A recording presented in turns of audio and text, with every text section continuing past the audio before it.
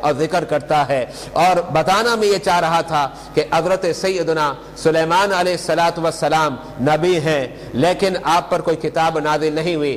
آپ سے پہلے جو نبی تھے، اور وہ نبی کون تھے؟ حضرت سیدنا موسیٰ کلیم اللہ علی نبی علیہ السلام کی ذات بابرکت تھی، اور انہی پر کتاب نازل ہوئی تورات۔ اور حضرت سیدنا موسیٰ علیہ السلام کے بعد اور حضرت سیدنا عیسیٰ علیہ السلام کے بیچ میں یہ ساری بنی اسرائیل کی قوم تھی، اور اس قوم پر اللہ رب العزت نے سینکڑوں نہیں بلکہ ہزاروں انبیاء کرام کو مبعوث فرمایا۔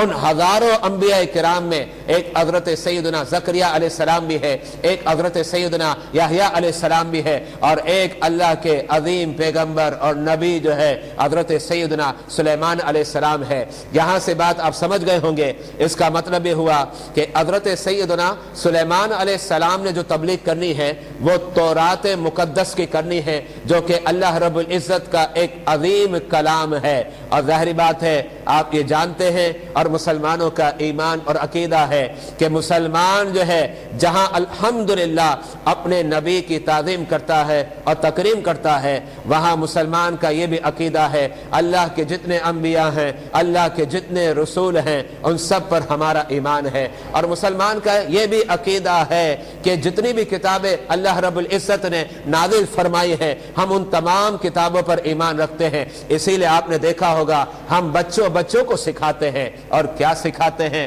آمنت باللہ وملائکتہ وکتبہ ورسلہ، جس کا مطلب یہ ہوا کہ اے مولا میں ایمان لایا تیری ذات بابرکت پر، میں ایمان لایا تیری کتابوں پر، میں ایمان لایا تیرے رسولوں پر۔ تو الحمدللہ یہ ایک واحد مذہب اس وقت روح زمین پر قائم ہے، اور وہ مذہب اسلام ہے، جس کے متعلق اللہ رب العزت نے قرآن عظیم و فرقان حمید میں واضح فرما دیا، ان الدین عند اللہ الاسلام۔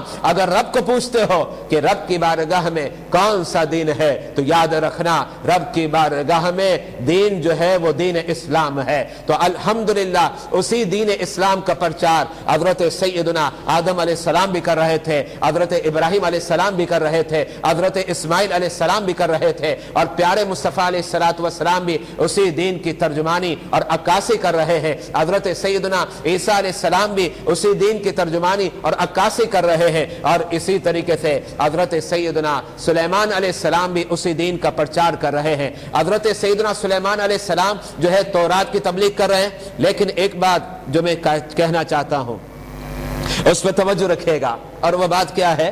بات یہ ہے کہ حضرت سلیمان علیہ السلام تو تورات کی تبلیغ کرتے رہے، حضرت زکریا نے بھی کی، حضرت یحییٰ نے بھی کی۔ اچھا، اس کے علاوہ حضرت موسیٰ علیہ السلام پر تو یہ کتاب ہی نازل ہوئی ہے، لیکن رب نے جب کتاب کو نازل فرمایا تو وہ جو اللہ کا کلام ہے اس پر ہمارا ایمان ہے، لیکن اب جو تورات کی شکل و صورت موجود ہے اس میں کیا ہو گیا؟ تحریف ہو گئی ہے، تغیر ہو گیا ہے، تبدل ہو گیا ہے۔